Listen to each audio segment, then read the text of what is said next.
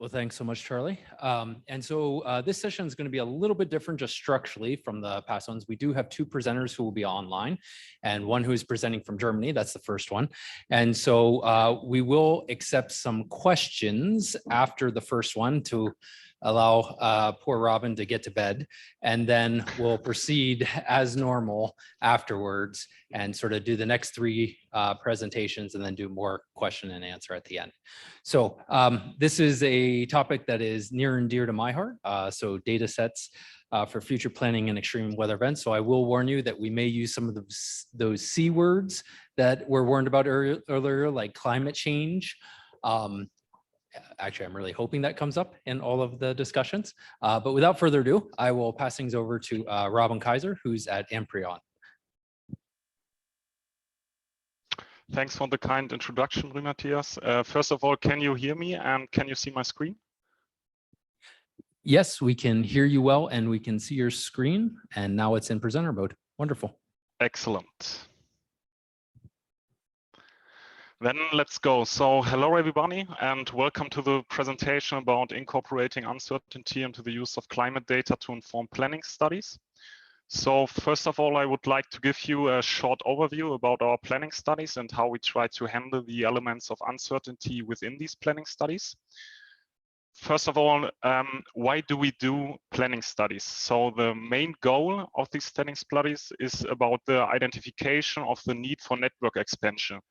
We as Amprion, which is one of the 4 TSO in Germany for the electricity system, are mainly involved in 2 processes. So on the one hand, we have our national process called Network Development Plan. And on the other hand, we have the European process called TYNDP. Both processes slightly differs regarding their focus. So for instance, the European planning process is focusing on the identification of the interconnection capacity between 2 different countries, whereas the National Development Plan focuses more on the national transmission task. Nevertheless, both studies have a lot in common. So these are processes with a 2-year frequency and delivered as a joint product of the national or European transmission system operators. And both studies have scopes, or scopes of the studies are target years greater than 10 years, starting from the current year with 3 different scenarios, which all should cover plausible futures of the energy system. And all of these scenarios have to take into account the energy policy target of carbon neutrality. So because of that, we have similar key drivers because of this carbon neutrality target in this scenario. So one key driver is about the high renewable share, and the other key driver is, in addition to that, the key driver sector coupling. For instance, if you think about coupling the electricity sector with the mobility sector by the usage of the electric vehicles. And last but not least, we have the key driver flexibilities, for instance, by the usage of battery storages. Before we come to the point regarding the uncertainties in these planning studies, I would like to present you the general framework of these planning studies. So the framework is based on a tool chain starting with scenarios and ends with grid results, which are the base information for the identification of the need for network expansion. So in the first step, the scenario definition, this is about identification of transition path to a carbon neutral energy system defined by the usage of specific technologies per sector. So we have mainly 2 different approaches. On the one hand, we have a so-called bottom-up approach, which is driven by specific political targets. And on the other hand, we have the so-called top-down approach. So starting with the target year and going backwards to our current year. This could be supported by the usage of an investment modeling. But in the end, we get the specific technologies for the target years. For instance, regarding the installed capacity. And in the next step, this is about the quantification of the storylines. We want to get a higher resolution of this technology information. So in this step, we calculate, for instance, the renewable generation or determine the load profiles in a spatial and temporal resolution. And with the information from this step, we can do our third step, the cost optimized dispatch, here illustrated by this figures with these two curves. On the one hand, the supply curve, and on the other hand, the static demand curve. And the breakpoint of this curve is about the determination of the marginal prices for a specific hour. So in this step, or this step is based on an hourly cost optimization for the power plant dispatch for a target year. And with this information, we can do the next step, so the power flow calculation. And with the results of the power flow calculation, we can identify the need for network expansion, as I mentioned before. After this small introduction regarding the planning studies, I want to present you now the elements of uncertainty in these planning studies, especially regarding the uncertainty into the use of climate data. First of all, I would like to emphasize that there are different dimensions of uncertainties within these planning studies. So for instance, if you think about the dimension of the scenario definition itself, there are so many uncertainties for the specific technology and the installed capacities of these technologies for different years. So in the end, the climate data is only one of several dimensions of uncertainty in creating these planning studies. But climate data affects so many other dimensions. So for instance, if you think again about the renewable generation, you cannot calculate renewable profiles without coupling climate data and scenario data. So the uncertainty in planning study is mainly driven by the selected scenario data in combination with the climate data. So as we take a look here on the left side of the slide, we can see a figure with two different subdrivers of uncertainty into the use of climate data. So on the one hand, we have the subdriver of interdependency of climate parameters. And on the other hand, we have the subdriver of the uncertainty regarding the long-term weather forecasting. So to ensure the right interdependency of climate parameters, we use historical weather years in our planning studies. So we do not mix climate parameters from different historical climate years. In addition to that, due to the uncertainty in the long-term weather forecasting, we used a selection of representative weather years from the historical data set. So this is necessary that we get a good fit to the overall possible distribution of climate data. And yeah, that's why we use a representative data set. So maybe as a kind of a midterm conclusion, we can say that the uncertainty is incorporated through a various combination of representative historical weather years and the scenario data, especially if you think about the selected technologies. So now we have seen that the climate data affects the planning studies, especially the different dimensions of uncertainty in the planning studies. And now I would like to present you how we work with the climate data, and first of all, how climate data looks like. But at the beginning, I would, maybe as a kind of motivational slide, I would emphasize the high importance of reliable climate data. So if we take a look at the midterm policy targets for the renewables, here illustrated on the left side on the slide, on the one hand for Germany, and in addition to that also for the EU, we can see that, for instance, in the case of Germany, we have to double the share of renewables in the gross electricity consumption by factor 2 from now to 2030. So the political target is about 80% to 80% share of the renewables to 2030. And it's quite similar if we take a look at the EU. So there we have to more than double, especially if we think about the current Repower EU package, the renewable share at the whole EU energy mix. So the target is about 45% in 2030. So all in all, the policy targets regarding a carbon neutral energy system force an extreme expansion of the renewable capacity. So coming back to Germany and to our current network development plan, we can see when we look at the installed renewable capacities for Germany, that we have to multiply the current status quo by factor 5 to 6 regarding the target year 2045, where we want to be carbon neutral on a national level. So this is really an extreme expansion of the renewable capacities. So with the knowledge that the generation of the renewable power plants is directly correlated with the used climate data, we can assume that the climate data determine future generation profiles. And now coming to the climate data itself. So we use the so-called ERA 5 climate data set. This is a data set for our national and for our European studies. The data set is built by the principle of data assimilation. So there's a combination of model data with observations from across the world.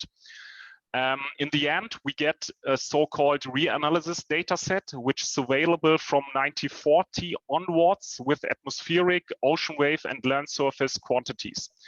And this is in a worldwide resolution. So in the end, the resolution can be in a spatial dimension about 31 kilometers, and we get it in an hourly resolution. And the 31 kilometers are illustrated here on the left side, on the slide, especially for Germany, if you think about the distances between these virtual measurement points. Regarding our planning studies in context of the usage of the ERA 5 dataset, we focus on the atmospheric quantities like the wind speed or the temperature, and this for different measurement heights. So in more detail from the scenario quantification perspective, if you think back to our illustrated framework, the usage is not only restricted to the renewable generation, but also to the determination of the load profiles. So for instance, if you think about the determination of the load profiles regarding electric heat pumps, there's a direct correlation between the load profile and the temperature. And now coming to a very interesting point. So this is more a method slide. As I mentioned before, we have two different subdrivers of uncertainty in the use of climate data. So one subdriver is about the interdependency of the climate parameters, and therefore we use the historical data set. And the other subdriver was about the forecasting in the long-term weather forecast, the uncertainty in the long-term weather forecasting. And this is handled by chosen representative data set. So the goal of the assessment is to find a combination of 3 years from 1987 to 2016 that best represent the entire 30 years we taking into account regarding the historical climate or weather years. And the algorithm, the cluster algorithm, is mainly based on 3 steps. So the first step is about definition of hourly time series of the residual load on a regional level for all considered years. So the regional level is based on a special resolution based on the different country codes, as illustrated here on the small figure on the left side.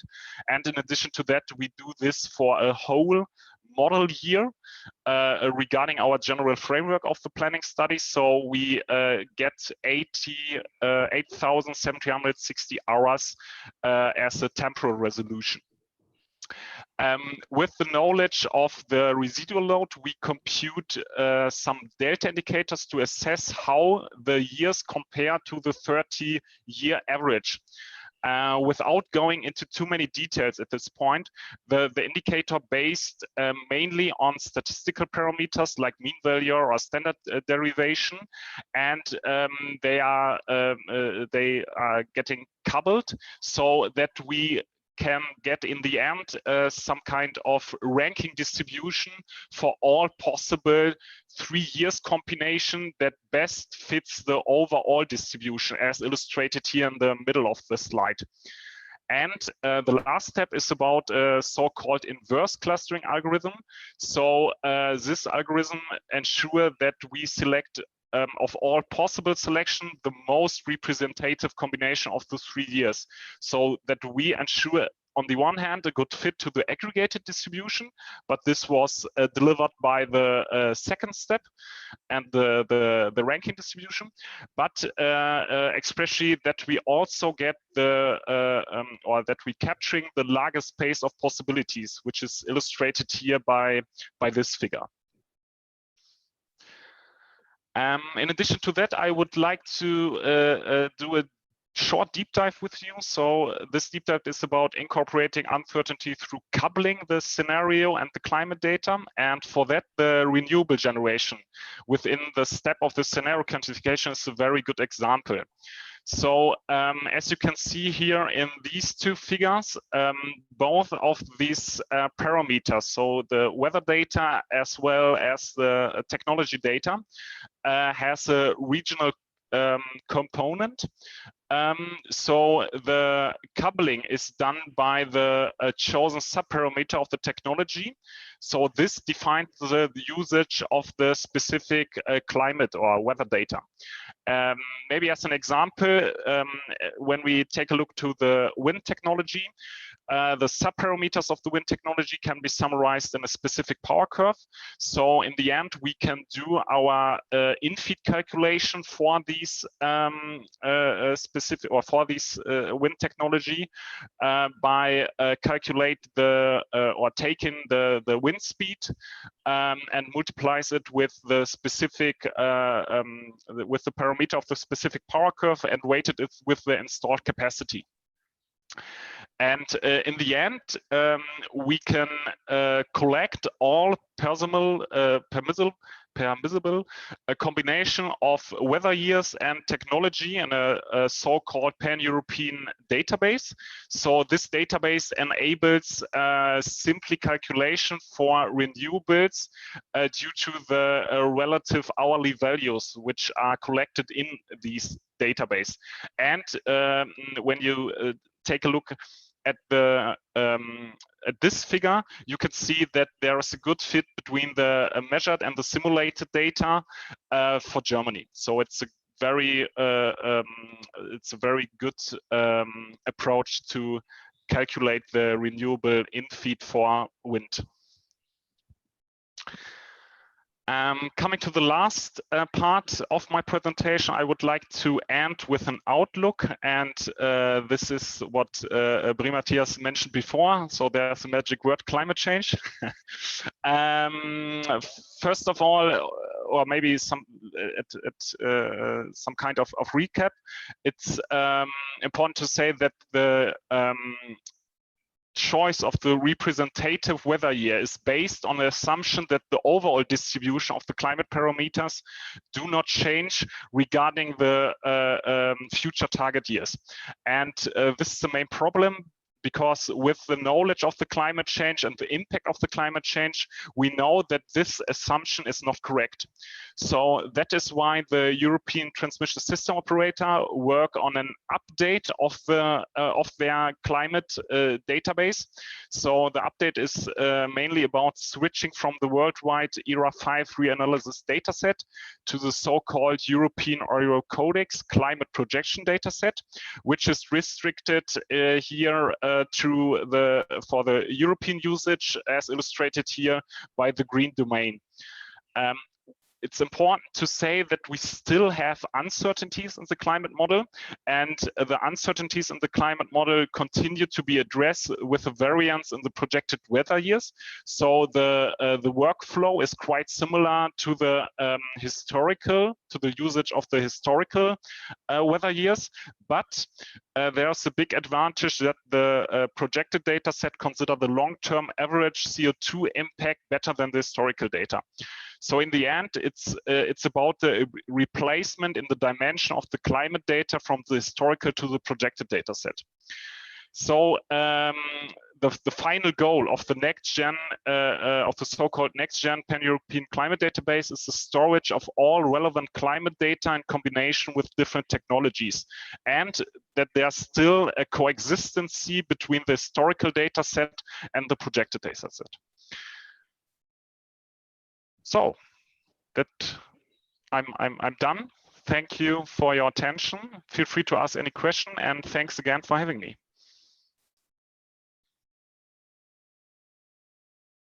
All right. Well, if you'll join me in thanking Robin once more. Thank you. It was a pleasure. Thanks again, Robin, and especially for joining us so late at night in Germany. We have next on the agenda, we have Ian Schomer, who is the data team lead from Newton Energy Group. And he is going to talk here about the development of correlated wind, solar, and load forecasts for power systems planning.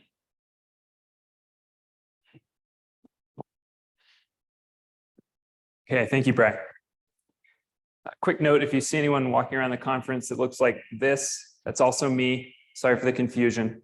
I don't always wear these. Okay, yes, I'm the data team lead for Newton Energy Group. We're a software as a service company that provides the energy market modeling platform analytics. And my role is to provide the data services that goes along with that software. So in our time range is, we're trying to equip our customers to be able to start running and simulating the markets in different regions across the US as well as Europe, even into the next year. So thinking like 2024 calendar year. So hopefully that's helpful context. So really review of many of the discussions that have already been happening at this conference, but we know that there are the same weather event can cause correlated behavior across the power system. It's most easily evidenced in some of these extreme weather events like winter storms, right? So we have all these different unique responses that cause stresses on the system. Any one of these alone, an operator could probably handle, and the average consumer would never have known it happened. But of course, it's the combination of these things that creates such a challenge for keeping the lights on. So even in the context of planning studies, we should do the best job that we can in capturing these correlations within the data sets that we use. Now, speaking of statistically derived data sets, again, this came up a lot yesterday, and especially if we're combining maybe approaches, different approaches that were developed at different times, we ought to be asking ourselves questions like, what correlations have been aggregated away by either summary or sampling methods? How can we ensure those hour-by-hour temporal connections that are so critical, especially as we think of temporally constrained resources like storage coming onto the system more? Thinking of the P10s, P50s, and P90s, that gets into the issue of the spatial variation that we have across these large regions that we're considering at one time, right? MISO is considering southern Louisiana and North Dakota into Canada all at the same time. So to assume that locations across this and sites across this are operating at the same P90 point, it's something that we should be thinking about. So then, for the rest of our time together, I'm hoping that we consider an alternative where we preserve those correlations just by using what's already been recorded via historical data, and think about these as scenarios for forward-looking studies. So it's a pretty similar storyline as to what Robin has just spoken about. So then the task becomes gathering a bunch of historical data for everything that is weather correlated. Let's see, do I have? Yes, Cool. Wind, solar load, interchange, all the things we know to be weather dependent. And then, if we can gather enough historical years to have interesting variability, then we can consider each of these, as I'm showing them, data stacks that we can then apply to our studies. Now, there's some challenges with that. One of the chief ones being that just there's a lack of hourly site level generation data that we'd like to have for our models. But even if we had that, there'd be an unclear mapping on how to take that data and apply it to new and prospective builds that might be in new and unique locations using emerging technology. So given all this, we at Newton Energy Group have tried to fill out our data set and add more weather correlations by starting with the available historical weather itself, and then using standard weather to power conversion methodologies to get to those megawatts, megawatt hours. So I'll talk through the data set development process a bit, and just gathering those different sources of information. So we built a product called Analytics Weather, which fills one of these big gaps that I've just attempted to describe, which is weather-informed generation profiles for every wind and solar plant across the US. So at one part, Analytics Weather is a data set offering that goes along with our analytics modeling software. So for every existing plant, we provide a range, across a set of historical years, potential generation profiles that is based on the site-specific historical weather data, which is sensitive to the salient plant technology descriptors, and which is calibrated against available sources of truth on generation. And more on that in a little bit. And we've also created an API for prospective plants to be able to produce prospective or potential generation profiles for new and prospective locations using that same set of information. So just a high-level overview of the data flow, and I'll zoom into this picture. So of course, you need a set of generators if you're hoping to fill out for your entire study. Being in the business that we're in, we already had that information. So some of the key things that you need to connect to the other model inputs, of course, is you need geographic location of every power plant in your focus area. And then helpful to have some standard identification codes, because that connects us to the plant technology parameters. On the weather data, no surprise on the weather variables needed. That's driven by the weather to power conversion process. But the data coverage, a couple notes on this. Since we support data sets in the US and Europe, we were looking for a global tool or product, at least on hourly resolution. And again, with this assumption that we're trying to capture a significant amount of variability through history, then we want plenty of historical years, not just a few. So we had to look for something that had a lot of depth in terms of history. And of course, we want to get as close to the plant as possible for accurate weather data. Now, we couldn't find a single tool or vendor that met all those qualifications. So, due to human resource limitations as well, we had to cave in on the resolution. So we ended up with a vendor that is based off of a 30-kilometer reanalysis data set, which is global, which of course helps with offshore wind analysis as well. On the plant site technology parameters, I think in the interest of time, I'll just move past that. But again, that's just driven by what the weather to power processes require. And most of this is available via the EIA 860 forms. In terms of the data calibration process, we perform calibration by plant on a monthly resolution with handling for years before the plant inception as well. So we could handle plenty of historical years. And just a note here that keep in mind historical generation that's reported is a mix of a bunch of things. One of which is weather variation, right? So for wind and solar specifically, but it also contains all these other things that we don't want to calibrate against, like plant degradation over time. A turbine has a big malfunction and the site operator decides not to reinvest in that particular turbine, right? That's something that we see in a lot of the historical generation profiles. And then operational things like forced outage or economic curtailment. So that was something we had to keep in mind in terms of trying not to overfit our solution to whatever data we're getting as historical generation. Okay, so given just a high-level overview of the dataset collection process, we can see, kind of line this up with other aggregate views and see how it performs. We think it performs quite well. So what we're looking at here is kind of a mean daily profile. I don't know if it's the best way to say it, but essentially all the hours, all same hours in a month averaged together. So you get this kind of average daily shape per month.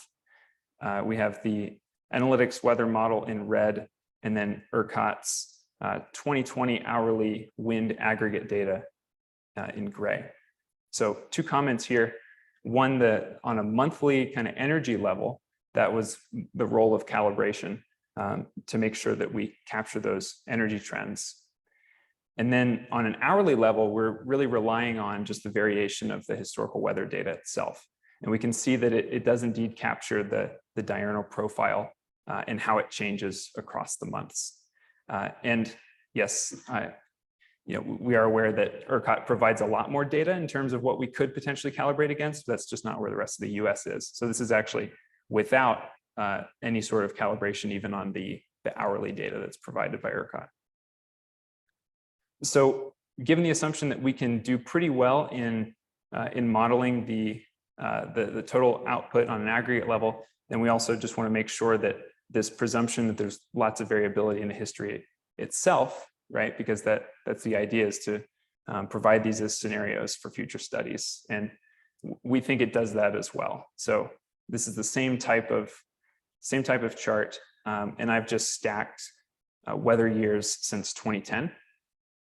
And this is, again, a mean daily shape. So even that condenses a lot of variability, but you can see that even the last decade has seen a lot of variation. So given the same or some sort of process like what Robin showed in terms of picking your representative weather years, I think we have a lot of interesting stories that we can apply even to future years for very interesting studies.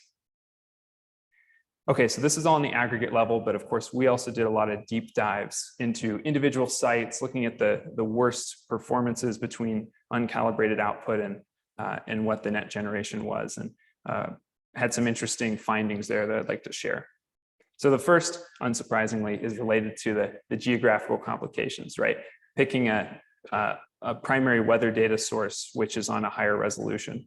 And I think no area represents this better, perhaps, than going from Cabazon to Palm Springs, California. This is east of LA as you get out to Joshua Tree National Park. I don't know if anyone's ever driven this. I actually have before I was in the industry. Otherwise, I would have hopped out of the car and started taking field measurements or something, but too young at that point. Really unique area where you've got this highway going through at about 500 meters above sea level.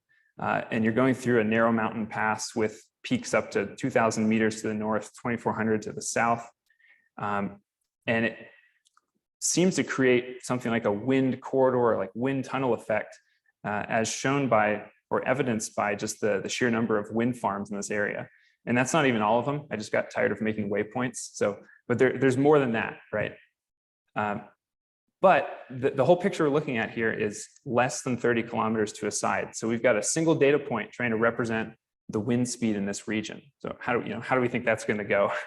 And sure enough, when I look at the individual plants, and this is just one example, we see pretty drastic undergeneration of the uncalibrated output. So we had to this area because it was so diverse, but it's just characteristic of the kind of challenges that we face by applying such a coarse resolution. Another big takeaway is, and this is more on the power system specific data, which is the sensitivity of the plant technology, right? The weather to power conversion processes rely on just a handful of technology descriptors. Especially critical for solar is the use of whether it's fixed or has tracking technology. Just a simple sensitivity chart on the right, which shows if you're looking at the blue dotted line here, which is just a fixed tilt baseline system, when you switch that to a one tracking system in green, that really creates a pretty drastic change in the total monthly energy potential. And then for wind, of course, connecting to the right power curve is critical. So, the big question we've been trying to answer is, if that data is insufficient, what do we assume there, right? Because the results can be quite different based on the assumption we make. Okay, so I'll just wrap up then with a few thoughts on where we'd like to see the industry go and continue to go, and hopefully that'll help kick off the discussion. So thinking in first about the weather data itself, and I'm sure, Justin, you'll have more thoughts on this given the title of your presentation, but we've got, of course, a need for finer spatial resolution, but another thing that's come up in conversation so far that we'd be excited to see is just some inclusion of the uncertainty coming out of these, either the raw weather models themselves or vendors that then take those and apply industry specific knowledge to try to correct for biases, right? Because that's something we can then pass downstream, even if we don't immediately know what to do with it, right? Just having that information could help make better decisions in the power system planning context. Another thing that has already come up in this conference is just a need for perhaps a shared or more of a plug and play weather data format. I know that there's like the GRIB requirement for the raw weather models themselves, but for the vendors that then take that and do something more with it, we've seen a variety of different API structures and data download structures that it just it makes it hard to need. We want to rely on the best vendor for particular applications instead of just trying to go for a single kind of broad brush approach. But that incurs overhead in creating these data pipelines. So, the more we can move toward plug and play, the better. And then last slide here, thinking about the power system specific data itself, we'd love to see more strict reporting and compliance for wind and solar plants in terms of the data that they make available. Thinking of the EIA 860 forms, we've seen a lot of weaknesses in the way that that's structured. Just one example, like the turbine, you only have to say a predominant turbine make and model for wind plants, but it's just kind of this free string input, and it's very often misspelled, and then we've got to do all this data cleanup, right? There's clearly better ways to do that. And then lastly, thinking about moving in the direction of where ERCOT has gone, which is providing more data on historical maintenance or unplanned outages or economic curtailment for renewable plants. That'll help us to unmix that net generation and do a better job calibrating so that we can correct for the biases, which will always be in the weather data. Okay, that's what I've got. Thanks for your time and attention. Speaker will in fact be Justin Sharp, who is the principal and owner of Sharply Focused. And he's going to talk about the need for a national power system planning weather database.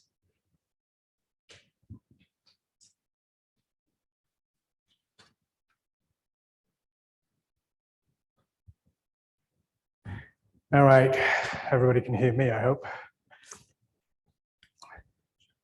What was that? Never an issue here. All right, well, Elaine was going to tee me up a little bit, but that's okay. I think we'll be just fine. So I wanted to talk about the need for a national planning weather data set. I'm going to start off with a quote that I've used a fair amount recently, which is, "Your assumptions are your windows on the world. Scrub them off every once in a while or the light won't come in." We're kind of going to talk about that a little bit today. Before I go any further, what I should do is, actually, is there a way to get rid of, oh, here we go. I should acknowledge ESEG, who has funded this work along with GridLab, who's also provided me some support. And there's a number of people in this room who have helped with reviewing some of the work that I've done associated with this project. So we've got an electric system that is fundamentally changing, and it's changing quickly as renewable energy shares grow. and load is growing as well. That's broadly recognized, and it's motivated ESIG to do the Rethinking Resource Adequacy initiative. A couple of the findings of that are that the quality of power system studies is becoming increasingly dependent upon the characterization of the weather, and that methods need to evolve to more completely incorporate that. So previously we had an energy system which was dispatchable and mostly thermal. It was slow, it had slow to moderate ramping, N-1 contingency, and storage was in the form of the fuel that was used to produce heat. Now we're transitioning, the fuel supply was basically, the experts in the fuel supply were geologists, and now we're basically moving over to a system that is mostly weather driven, where that weather dependency is strong and increasingly complex in its correlations between weather and generation, and also weather and load. There's more storage, but less inertia, faster ramping rates. It's more distributed and diverse. And now the fuel supply experts are meteorologists, and the fuel availability directly impacts generation. And so we need effective planning from the build decisions all the way to real-time operations in order to build out the system efficiently and meet our carbon policy goals. And I've been involved in a project a couple of years ago with NREL where we looked into a lot of this, the evolving role of extreme weather events on the US power system with high levels of variable generation. And we really saw how the risks shifted significantly as we move over to renewables. So we've got to inform our new system with weather and climate attributes, and we urgently need better data for this purpose. And we also need to make sure that data both that we're using from the past, that we're getting by with right now, and from the future is used appropriately. There's a lot of data out there that is being misused right now, and I'll get into that a little bit more as we go along. Do want to just have a shout out for an upcoming report from the task force that I'm leading right now, along with help from several people in the room, weather input data sets for power system modeling, which is a needs assessment and guide for use of the existing data. So kind of going to go back into my presentation now by starting again and changing my title to the imperative for a curated national and continental weather information, for national and continental weather information to support the energy transition. So the reason I changed the title was that I feel like the actual problem space is a little bit broader than the title was implying. It's not just about having good data, it's about having good data and informed usage of that data. And so I changed my quote to, if you put garbage into a computer, nothing comes out but garbage. But this garbage, having passed through a very expensive machine, is somehow ennobled, and none dare criticize it. Now that's a little bit strong. I'm not implying that all the data we're using is garbage. However, I don't think we're truly understanding some of the profound impacts that the data could have. And Ian just showed a really good example of that with the data from Palm Springs. So quick outline here. What is the energy weather nexus? We've kind of talked about that already. So I'm going to talk about how that nexus is changing, what type of change, sorry, what does it change, why does it change, the type of information we need, and then I'll kind of address the question that I often get, which is there's gobs of data out there, what's wrong with the data we have? Okay, if the data we have is not great, then what do we need and how much will it cost? So this is a look at how the system's evolving from 2022 to 2050. I've seen a number of different representations of how load growth goes. Here I've got about a factor of 2. I've seen factors of 2 to factors of 3. On the left-hand side, we've got load growth. On the right-hand side, we've got generation growth. Obviously, they have to grow together to balance supply and demand. And the icons here are designed to show us how the weather dependency is increasing, and the arrows show us how the weather complexity is increasing and how the weather impacts are increasing. So the complexity is in red and the impacts are in blue. You can see that both complexity and impact increases dramatically. And the reason for that is largely that solar and wind grow so dramatically. But it's also because we're moving over to much more weather-dependent load as well, particularly in the form of EVs and HVAC. So this is another picture that basically shows some of that weather complexity. I'm not going to go through it all because I don't have time, but I wanted to just bring it up to show how interconnected the weather and climate system is with the electric generation system. I won't go through all the lines because I know that I don't have time to get through everything. But the bottom line is lots more complexity. So I wanted to just sort of mention a little bit about weather dependence. I've unfortunately got a bar right across the top of my slides, which is making it so I can't see them. So if you see me looking over, that's why. So weather dependence needs to be mitigated and managed. So there's two things that we can sort of think about a lot when we're describing weather dependency, and that's the effect of variability and the effect of uncertainty.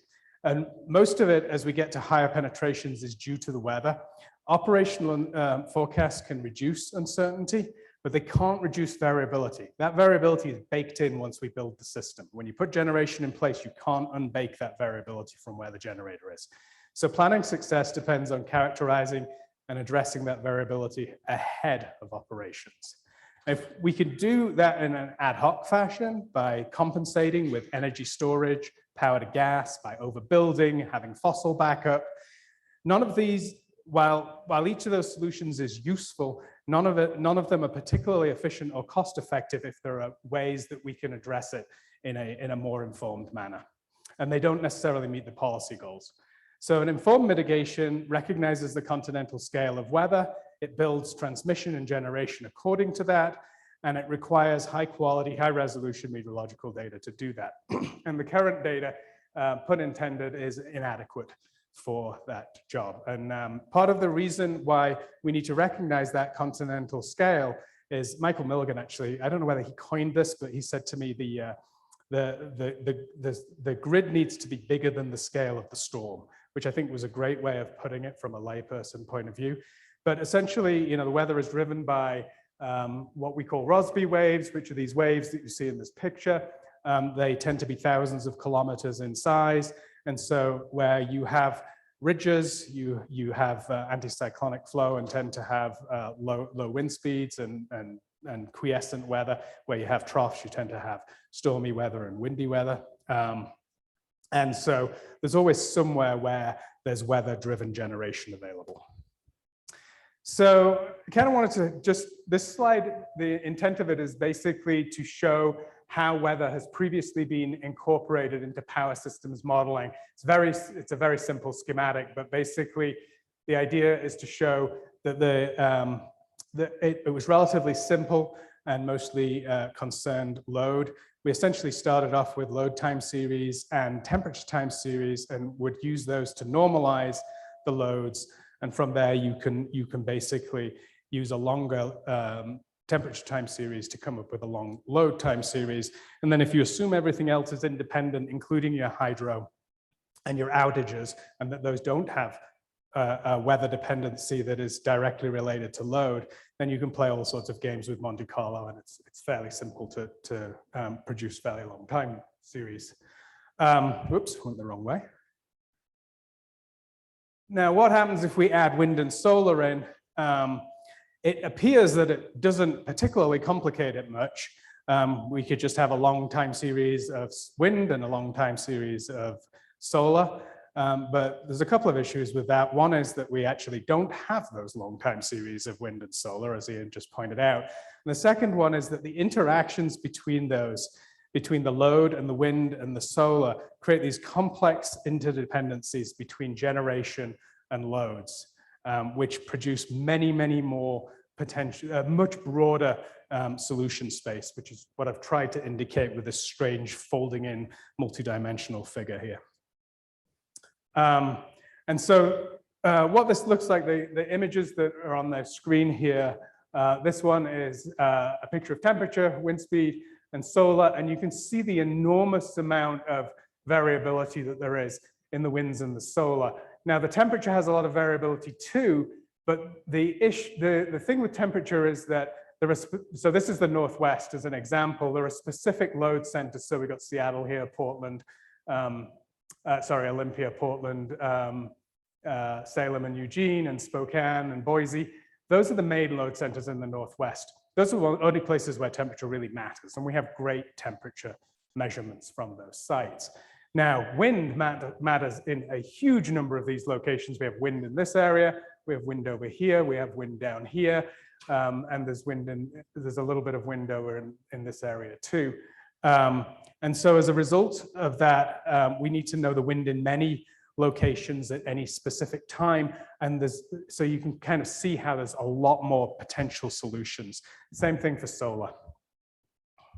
And then in addition to that, distributed energy resources further complicate things, and weather impacts on hydro and thermal generation, and also on transmission and distribution can add another layer. So what we then need to do is we need to estimate the renewable generation at an appropriate aggregation level for consistent weather patterns that are driving the loads. And we need to do this chronologically. The reason why we need to do it chronologically is we now have storage on the system. And so we need to be able to understand when we should be charging and discharging our storage. There's two ways to do that. One is what I call top-down, which is your resource estimate at every renewable energy. Oh, I've got those the wrong way up.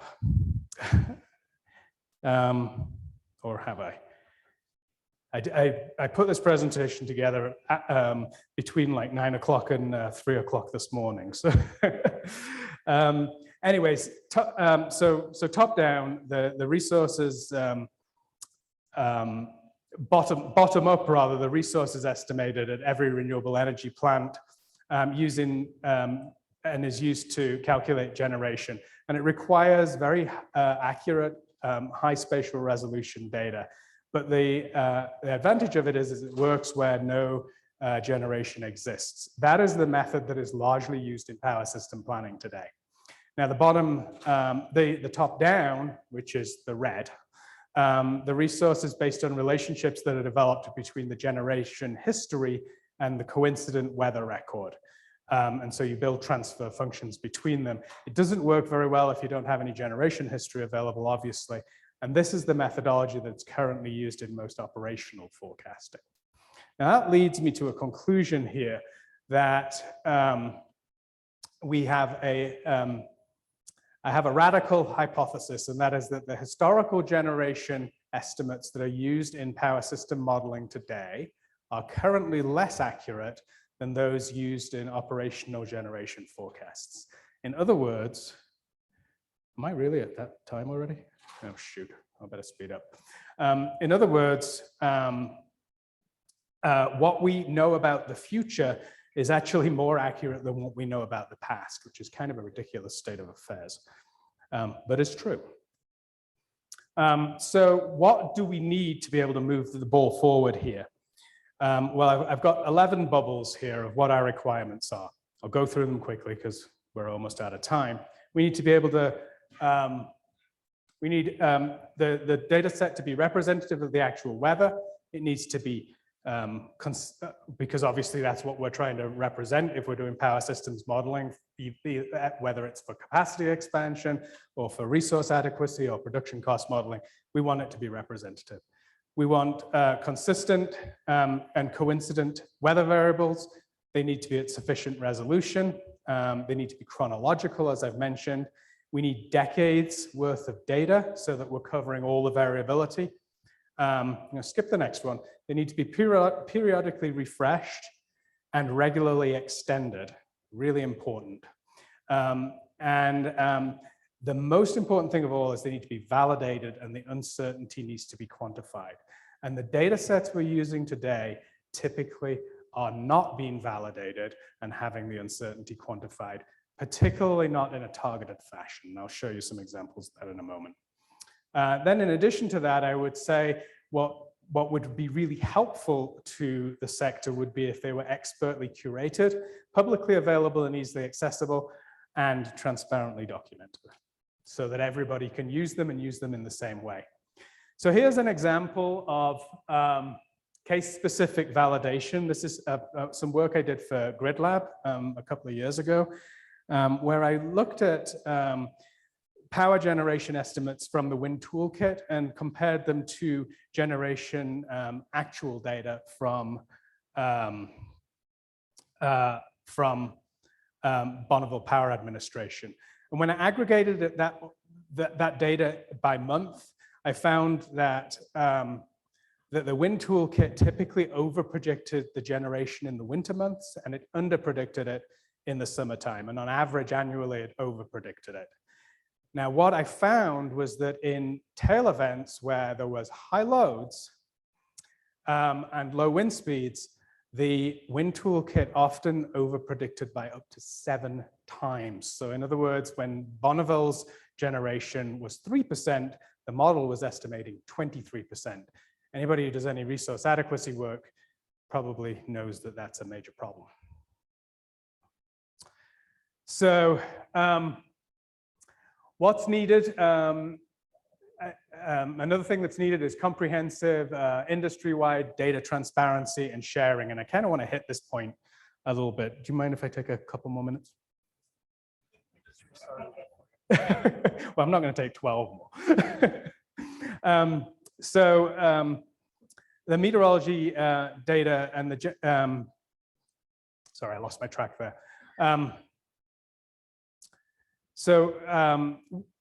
We need meteorology data, generation data, and availability data from wind plants. And the reason is that this is a really valuable, untapped resource with very little proprietary value to those people who currently own it, but an enormous societal value. And we talked about this a little bit this morning.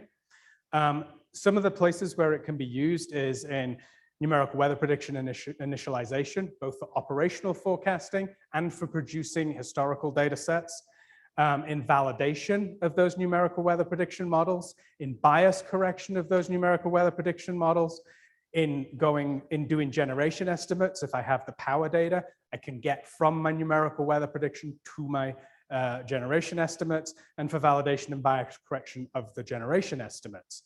And ERCOT is leading the way with this by allowing plant level generation data to be published. They're not publishing the MET data yet.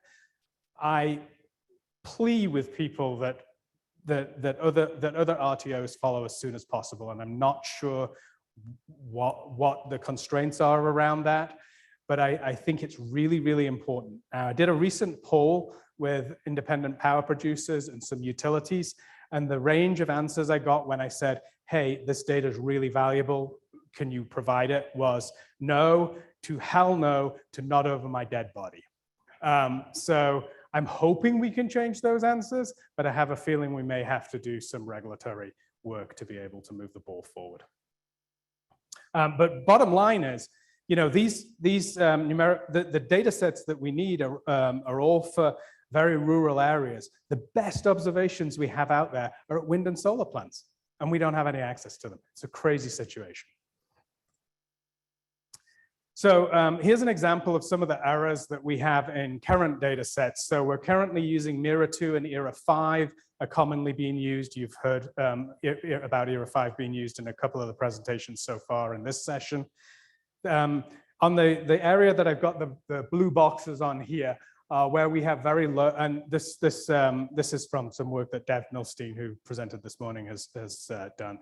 On the left-hand side, we have, this is the errors are binned by capacity factor bins. And so on the left-hand side is where we have low capacity factors. So those errors really matter from the point of view of resource adequacy type studies. And you can see that the errors in root mean squared error, you know, are up to over 25% for ERA2 and over 20% in some cases for ERA5. Those errors are only on the high side because you can't have negative generation. So there are significant errors that we really need to be worrying about. And similarly with NSRDB, I won't go into the details because of time. So another thing we need is behavioral change. We're treating numerical weather prediction model data as a black box right now, and that is a recipe for disaster. It is not observations, particularly not at 30-kilometer resolution. And I think Ian proved my point for me there. But this picture here actually is a loop of a simulation of wind flow through the Columbia Gorge, which is another gorge with very similar characteristics. And you can see the complexity in the flow. And then the picture here is from ERA 5. And you can see basically the wind field is pretty flat and is much lower wind speeds, going up from 3 to 12 meters per second versus 12 to 20 meters per second. Okay, so I'm going to go, pretty much done. So the data that's available today has all these issues. I've kind of hit on most of them. Insufficient spatial resolution, insufficient time history, insufficient validations. Distributions don't match reality, especially for extreme events.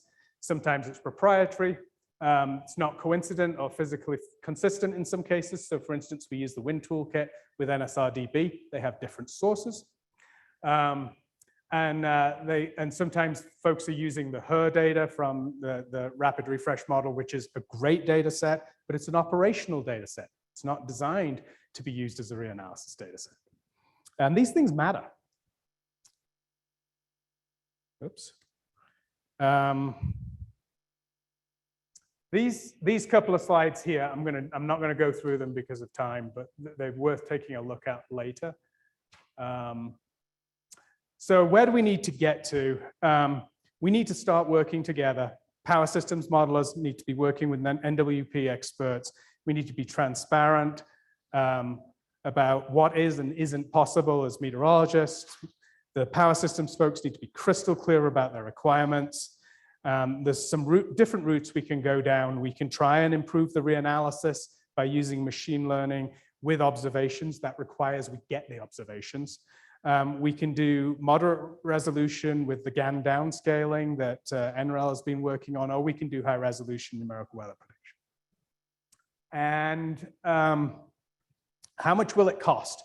I've validated these numbers with about 3 different private vendors at this point, and they are definitely conservative, which is good. Overall, the total to produce a really good data set that goes back to 1990, brings it up to date to 2023, and then that we continue to build on through 2035, including all the compute, all the manpower hours, and all of the validation that we need to do, I think would cost us between $30 and $55 million.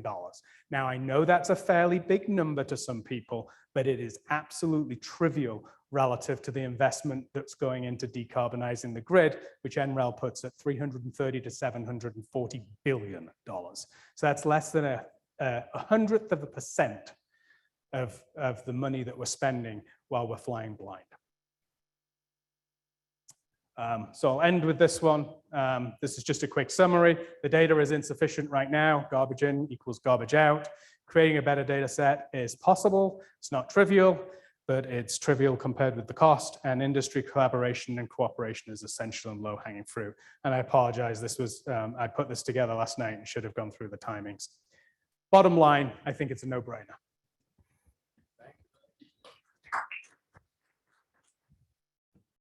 We'll just jump into the next. There we go. Thank you. The material that I'm going to be walking through today is all from Hodge by Grid Lab that wrapped up late last year. In this work, we leveraged GridPath, an open source power system simulation platform, to conduct resource adequacy analysis of the Western United States. The study took a look at near-term RA challenges, focusing on the year 2026, assuming no incremental action was taken at the point of the study. And we explored, among other things, the value of regional coordination and weather drivers of near-term resource adequacy challenges. One really important goal of the study was to provide public modeling tools and data sets that could be leveraged by others to conduct their own RA analyses in the West. So if you're interested in the tool or the data sets, you can find the links here in this slide. And if the tech issues are too distracting from this presentation, I think ESIG might still have our presentation linked on their website, so you can see the full hour-long workshop that we did with ESIG. Next slide. The GridPath RE toolkit has two modes for testing weather conditions in RE analysis.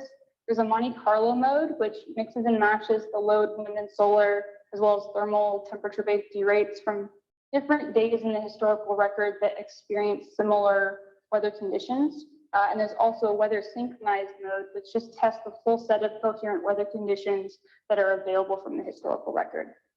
Today, I'll be focusing on the weather synchronized mode, which you can see sketched out here in this diagram, which looks kind of similar to one of the diagrams that Justin showed. The biggest benefit, I think, of testing the fully synchronized weather conditions is that you can be sure that you're capturing all of the important correlations in both time and space. And that can be really challenging to do with Monte Carlo simulation for a couple of reasons. First, in RA analysis, we're most concerned with extreme weather events. And when you're developing statistical models or statistically based algorithms to try to create synthetic conditions for these types of models, it's really hard to do a good job of characterizing both the middle of the distribution and the tails, and especially the extreme tails that are usually the drivers of RA events. And the second reason that Monte Carlo analysis can be really challenging in its application is that we're concerned with weather over very large geographical areas. This is the point that Justin just made, that the relationships between the weather variables over those large geographical areas are highly complex. So with weather synchronized simulation, rather than trying to replace weather modeling with statistical modeling, we simply explore the weather events that have been observed or simulated using weather models, and we test those within a power system model. Weather synchronized simulation also allows for more transparency into the types of real weather events that drive RA risk, and that can help us build intuition for planners and operators, and it might also help us hone in on specific weather events that we would want to model with more detail using more complex models to understand how the system might be constrained in ways that aren't being picked up by RA models, which are usually a little bit simplified. The challenge, of course, is that RA analysis requires you to understand the risks over many, many years of potential conditions. And with this approach, we're limited to considering only those years for which we have data across all of the weather-driven variables. And we'll get to this a little bit more in a couple of slides. Next slide.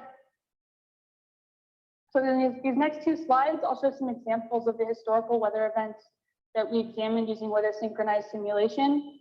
On this slide, we look at one of the events that emerged from the study as very high risk.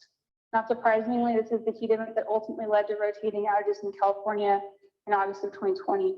What's unique about this event was not necessarily the heat in California, even though it was quite hot there, but the heat simultaneously experienced in the Northwest and throughout the interior West during the same period. So you can see these broad swaths of red in the middle 2 days on the top row of these charts. It's not just hot in California, it's very hot in Southwest, and you see the red creeping up into the Northwest as well. This leads to a loss of load probability in the West of 100% on both of these days in our study year 2026. And you can also see that during these 2 days, winds are incredibly still across the West, as is often the case due to factors that Justin can explain better than I can.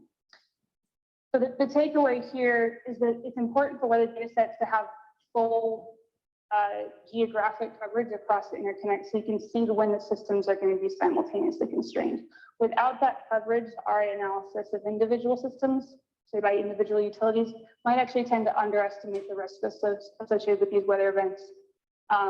They might overassume reliance on imports, for example, during periods when their neighbors are also highly constrained. The next slide, we see 3 examples of days where we see very localized heat, where an individual utility or a handful of utilities might see very high loads, but the rest of the West is experiencing much more moderate conditions. So on these days, because of the diversity of weather conditions across the West, there is actually no identified RA risk. There's a loss of load probability of 0 on all 3 of these days.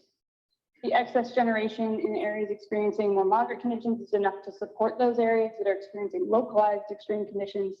And in this case, if the coherent weather data is only available for an individual system and you can't see the whole picture across the interconnect, the RA analysis could overestimate the risk associated with these types of localized weather events. So, this, I think there's a lot of benefits to doing weather synchronized simulation. Here's the big drawback. We're really limited in the number of years we can test because we need the weather-based data set to be available across all the variables. So this plot here shows the data coverage for the key weather-based variables that we had in our study: load, thermal derates, wind, solar, and hydro. We don't actually look at coherent hydro and weather conditions. We test all the combinations of weather conditions and hydro conditions. So if you just look at the 4 on the left, we have to look for the areas where these all overlap. And because we were seeking to improve transparency, we had to rely on all publicly available data sets. So we relied heavily on the National Solar Radiation Database and NREL's Wind Toolkit, as well as historical hourly load data from FERC Form 714. I was excited to see Ian's presentation. It looks like they're employing some similar methods to the ones that we developed for taking the weather data and ending up with calibrated generation data. You can see what we did in our report if you're interested. But the big takeaway is that our reliance on these data sets meant that we're really limited in the number of years we can test. We can really only look at years 2007 through 2014 because of the limited scope of the Wind Toolkit. Next slide. Let's see, before we get into this, it's problematic for a few reasons that we can only look at 2007 to 2014. First, having only 8 years of data isn't enough to characterize the likelihood of events that could happen only about once every 10 years. So there's sort of a precision problem when we have that limited size of data set. There's also an accuracy problem in that the weather after 2014 has been quite a bit more extreme than the weather between 2007 and 2014. And so we also end up with an accuracy problem. And we'll show that in this slide and the next one. Here I've printed out the loss of load expectation by year across the weather years and the hydro years. As I said, we tested all possible combinations. And so you can see that the loss of load expectation across those years for which we had all the data was pretty good. It was only 0.11 days per year. It's very close to achieving a 1 day in 10-year standard. It looks like RA risk is really driven by 2007 and 2010 through 2012. We were curious what would happen if we looked at weather events after 2014, and so we synthesized some data between 2015 and 2020 using a day matching algorithm. Think about that in the report as well. And that allowed us to test additional years. You go to the next slide, shows what happens if you add in 2015 through 2020, and you can see what those of us in the West have all experienced in recent years, which is that we had a much higher frequency of extreme heat events, especially 2017, 2018, 2020. And now the loss of load expectation for the system, if we look at all of these years, which is still not that many, is much higher. It's 2.5 days every 10 years instead of 1 day every 10 years. So we're missing an important part of the story with the limited data sets that we currently have. If you go to the next slide. We also tried to take a look at the potential RA risks over a much longer weather record. So what we did was we trained a statistical model on our simulation results that you just looked at from 2007 to 2020. And then we used that model to estimate the loss of load probability every day going back to the 1940s. What we found, perhaps not surprisingly, is that the types of weather events that drive RA risk in the West have been observed more frequently in recent years, especially since around the mid-90s. You can leave it to others to debate what's causing this, but it seems certainly possible that it's that C word that has been brought up a few times.